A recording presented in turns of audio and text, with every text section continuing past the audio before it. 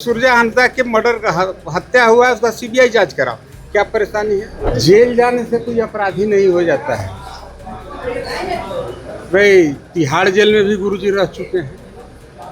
वैसे ही सुरजा हंसदा जो है बेचारे आदिवासी के नेता थे, समाज सेवी थे, 4 बार चुनाव लड़े हैं। फिर अचानक उनको अपराधी घोषित करके उनका एनकाउंटर कर देना कहीं ना कहीं ये साजिश का एक हिस्सा है। सदन चलने देना चाहते हैं, एक्चुअली सत्ता पक्ष भी चलने देना चाहता है। गुरुजी आदिवासी के लिए संघर्षशील रहे, उन्होंने महाजनी प्रथा के विरुद्ध लड़ाई लड़ा।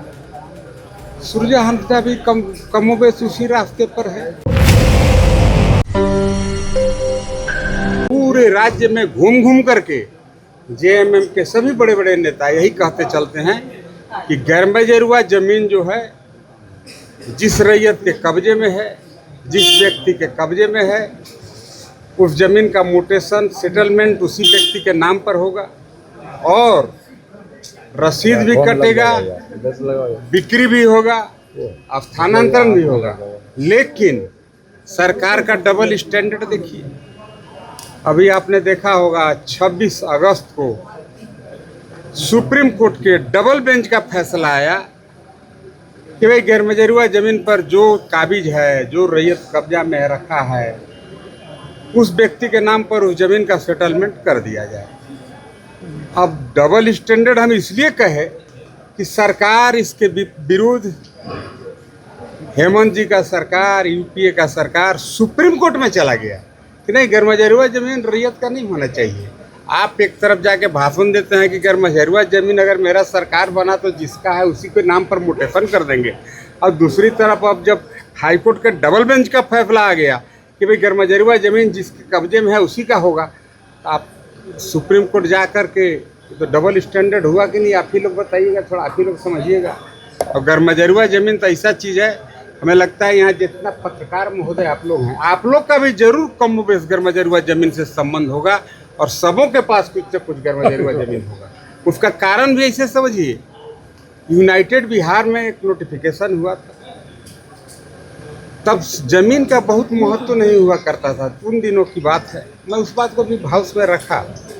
मैं कहा कि भाई यूनाइटेड बिहार का गजट नोटिफिकेशन हुआ था कि भाई कर्मचारी सीआई सीओ गांव-गांव में जाएंगे, हर एक प्लॉट पर जाएंगे और जिस प्लॉट पर, जिस खाता पर जिसका कब्जा है उसके नाम पर सेटलमेंट करेंगे और उससे मालगुजारी लेंगे। उससे क्या फ़ायदा होगा? एक तो सरकार का रेवेन्यू भी जनरेट होगा, रेवेन्यू भी बढ़ेगा।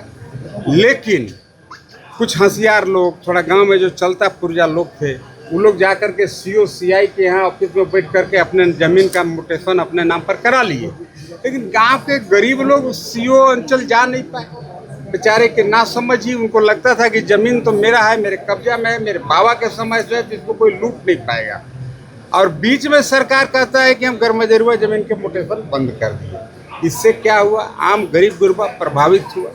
मैं उसी बात को कह रहा था कि अध्यक्ष महोदय, सरकार को बोलिए सुप्रीम कोर्ट से अपना जो वहाँ पर फाइल किया है उसको विड्रॉ करे और हाईकोर्ट के डबल बेंच को मान लेगा तो पूरे राज्य में खुशी, अमन चमन कायम हो जाएगा। कब तक सदन चल पाएगा कि नहीं? अब सदन देखिए क्यों है, सदन जनता के सवालों के लिए है, जनता के हित के लिए है। अगर जनता के प्रश्न यहाँ आएंगे, उसका अगर कोई सकारात्मक, अगर कोई पॉजिटिव हल नहीं आएगा निकल के, तो फिर ऐसे बैठ करके नाश्ता पानी और चाय का बढ़िया व्यवस्था किए हैं, उससे तो कुछ होना जाना। सदन नहीं चलने दीजिएगा? नहीं, सदन नहीं चलने दीजिएगा नहीं, सदन चलने देना चाहते हैं, एक्चुअली सत्ता पक्ष भी चलने देना चाहता है। हम लोग तो कहे कि भाई सुरजा हंसदा के मर्डर का हत्या हुआ है, उसका सीबीआई जांच कराओ। क्या परेशानी है? कह रहे हैं कि वो अपराधी है। कैसे अपराधी हो गया? क्या उसको किस जेल से सजा मिला, किस कोर्ट से उसको सजा मिला?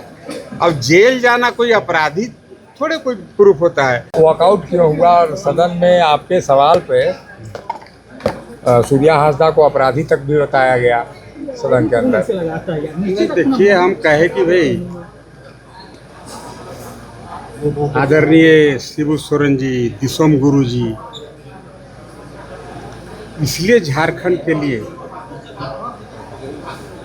गुरु जी का उनको उपाधि मिला। वैसे उनका जो संघर्ष का कार्यकाल रहा कई बार उनको सरकार द्वारा यूनाइटेड बिहार में शूट करने का भी आदेश सरकार जारी किया, लेकिन वही शिबू सोरेन जी बाद में केस उनका खत्म हुआ। जेल जाने से कोई अपराधी नहीं हो जाता है भाई। तिहाड़ जेल में भी गुरुजी रह चुके हैं। वैसे ही सुरजा हंसदा जो है बेचारे आदिवासी के नेता थे, समाज सेवी थे, 4 बार चुनाव लड़े हैं, फिर अचानक उनको अपराधी घोषित करके उनका एनकाउंटर कर देना कहीं ना कहीं ये साजिश का एक हिस्सा है। मैं तो यही कहा कि भाई जिस तरीका से गुरुजी आदिवासी के लिए संघर्षशील रहे, उन्होंने महाजनी प्रथा के विरुद्ध लड़ाई लड़ा, सुरजा हंसदा भी कमोबेश उसी रास्ते पर है।